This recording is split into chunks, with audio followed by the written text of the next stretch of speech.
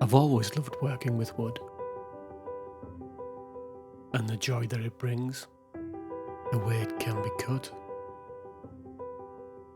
and shaped and even bent against its will to make things for everyday use or things of true beauty.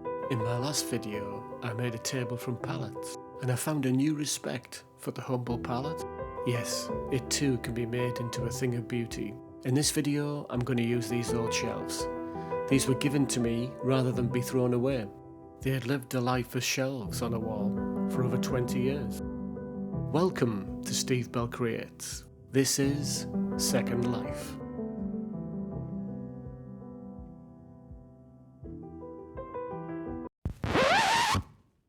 Okay, Steve, come on, man. Enough of this serious intro business. Okay, while I prepare the wood and break it down, let's talk about this project.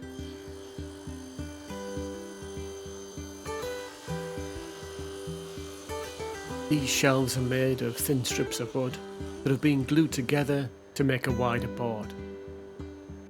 They're not in a very good condition. They're stained and slightly warped, but at least they're made of hardwood, though I'm not sure what type of hardwood.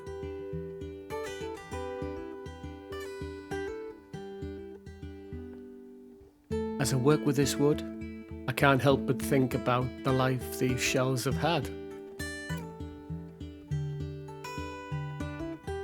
Whose photos, which precious items have these shelves been trusted with to care for?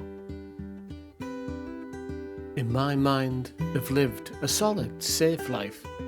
Perhaps a life that's been a little bit boring, but who knows? I think it would be good fun to give them a second life. That is exciting, beautiful, fun, and yeah, let's go for it. A sexy life. Okay, so I guess I'd better tell you what we're going to build. So I had an idea to build a sofa side table.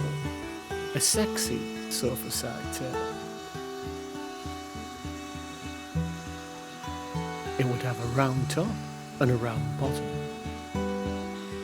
And in between, it would have a sexy sliding tambour door. Honestly, these shelves have no idea what's about to happen to them. I made a homemade circle cutting jig for my router, and I just went round and round, increasing the depth until I was all the way through.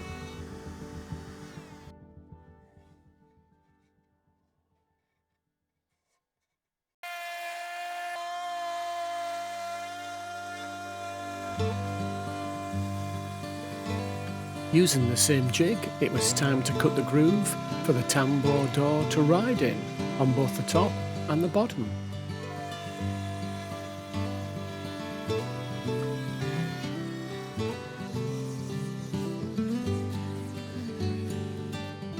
Okay, so I have to apologise for this footage. I thought I just had dust on the lens and was always wiping it, but in fact the dust was on the camera sensor. I'll add that to the long list of things I've still got to learn. Okay, it's tambour time. Now this involves an awful lot of cutting. First, cutting the wood to size.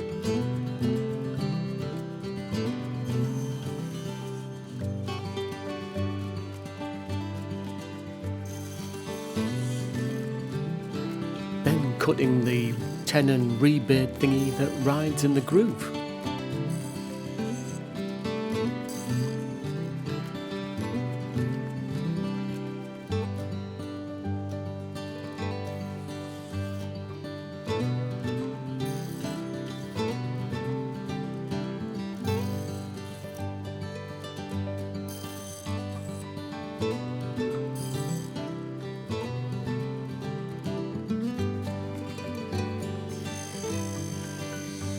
And then finally cutting all the individual strips of tambour.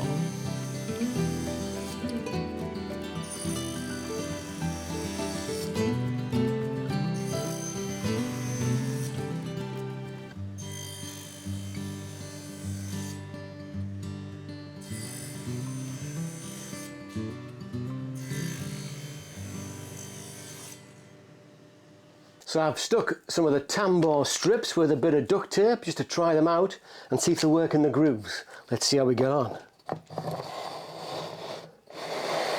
Oh, yes, we like that. Let's try the other one.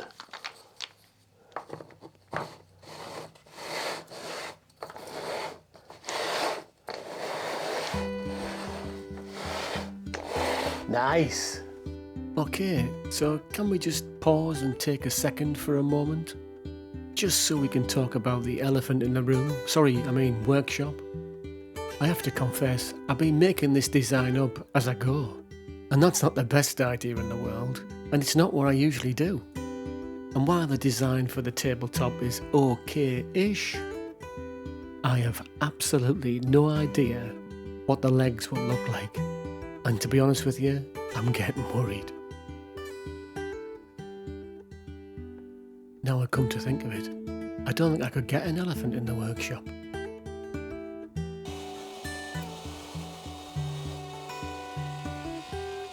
This is the last groove to be cut in the top and bottom, and this will house a back panel so that when the tambour doors are closed, you can't see in through the back of the table.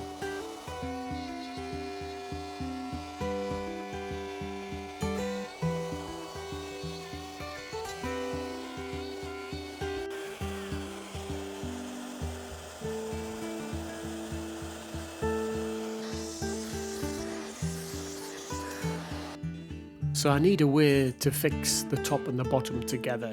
I cut these two pieces of wood and I plan on fixing them in between the top and the bottom.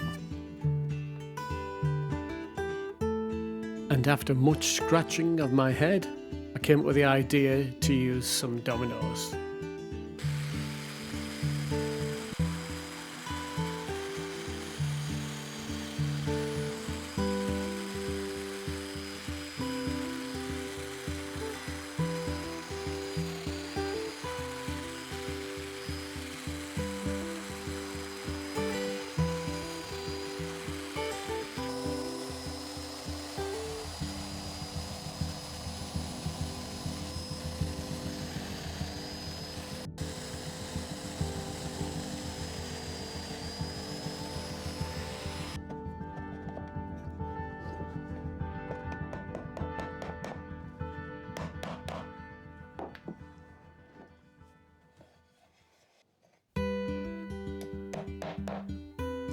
And now time for a quick dry fit.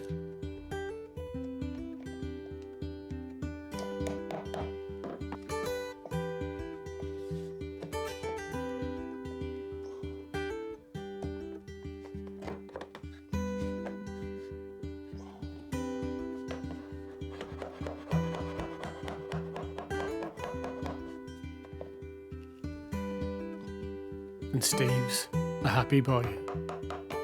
Still with no inspiration on the horizon for the legs, let's concentrate on the tambour.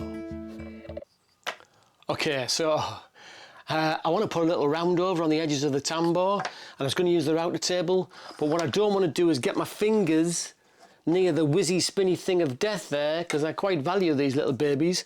I've made this little jig up some MDF, and so I can put the piece of tambour in there, hold it against the fence, run it through that bit, keep the nice fingers out the way, job's a good one. So there's only about 25, 50, 60 pieces to do, so I'll get on and do that.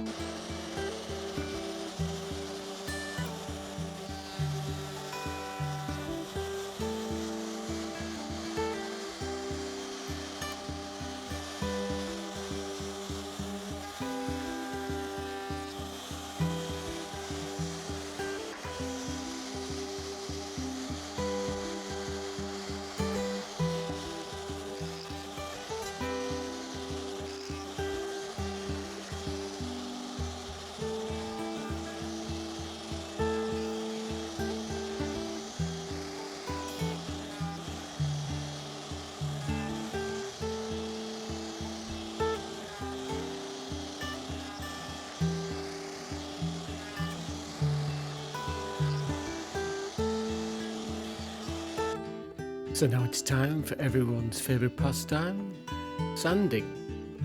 So it's time to put my earbuds in and play my favourite podcast, The Three Northern Makers, with myself and my good friend Pierre, the Swedish maker.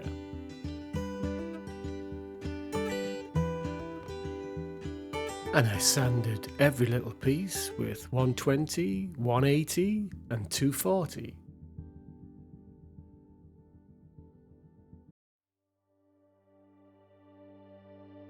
And since I'm going to finish each individual piece of tambour before it's glued to its backing, I need to put some masking tape on the back of each piece of tambour so that no finish gets on there and hopefully the glue will stick.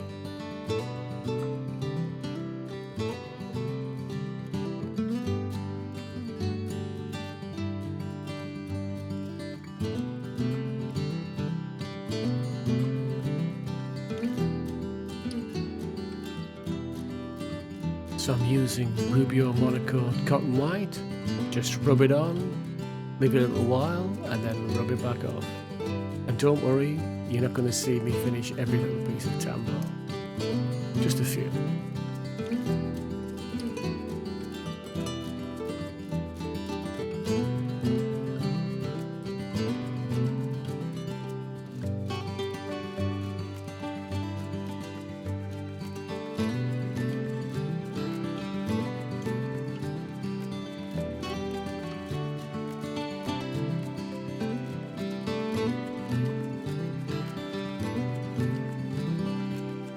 So as you can see, I made a jig out of some scrap wood to hold all the tambour pieces securely so I can apply the glue and then the backing.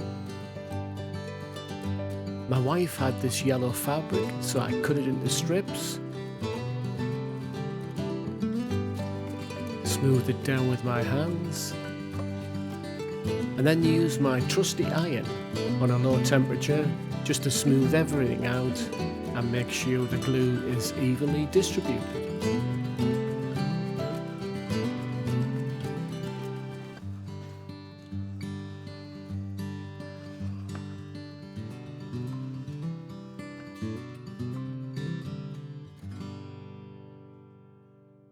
I left the glue dry for an hour or so and I came back just to carefully unfurl the tambour to make sure none of it was stuck to each other, and then left it overnight.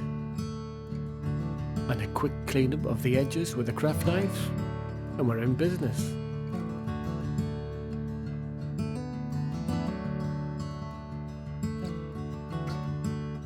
Ladies and gentlemen, I have a plan for the legs. I glued up a couple of panels to my super sexy space age legs. I cut my template out of some MDF on my laser. You could also just print out some paper templates or draw something on some cardboard.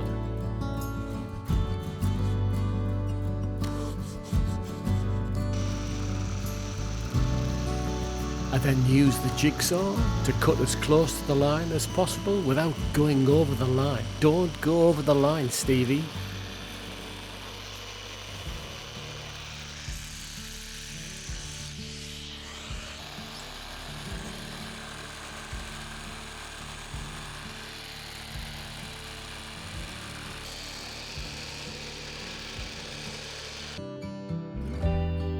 I used some double-sided tape to stick my template down, and then used a round tool with a flush trim bit just to smooth everything up.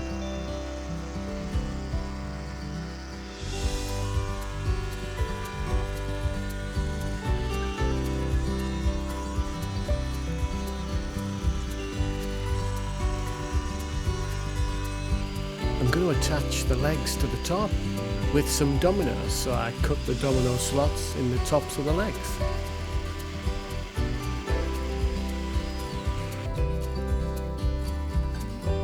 So finally, it's time to start and put this thing together, and we start by gluing up the legs.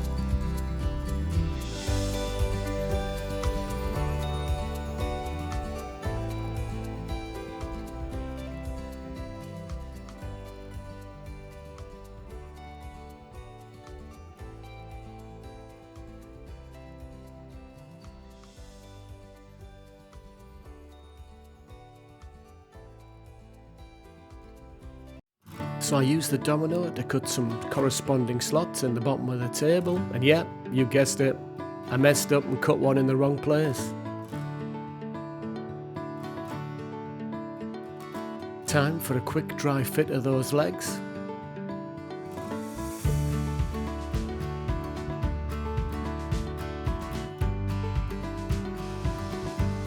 And we're on the homeward stretch now. Gave everything a good sand up to 240. I even did hand sanding.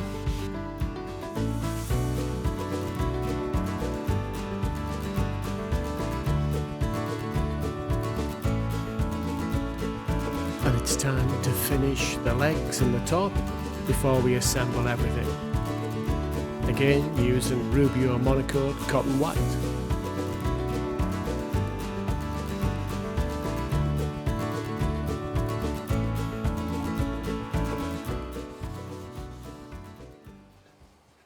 I don't know why I'm laughing, because I've come to the most terrifying part of this build now, the glue up.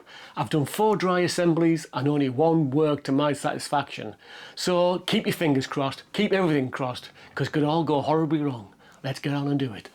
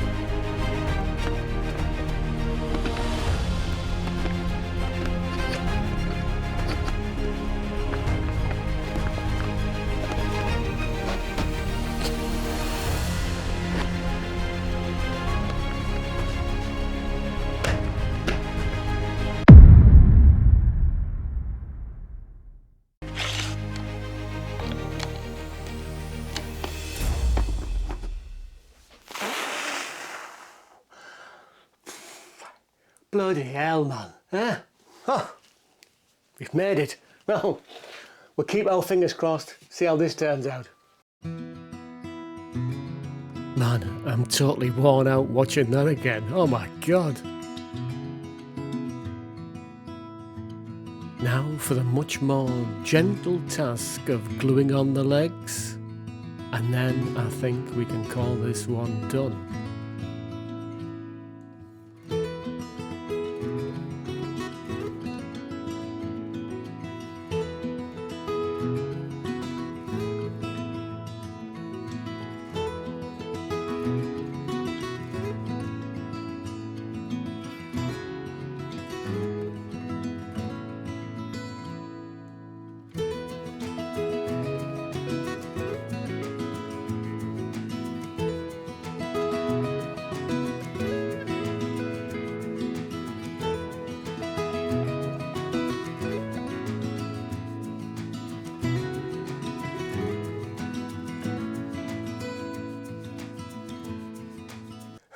Okay, well that was a fun ride, wasn't it? But I really enjoyed that ride.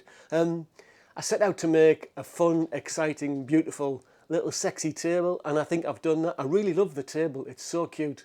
It's really nice to take some wood that was destined for the skip and give it a second life and make it into something really useful. So I hope you've enjoyed the video. I've had a great time, and I'll see you all on the next one. Cheers.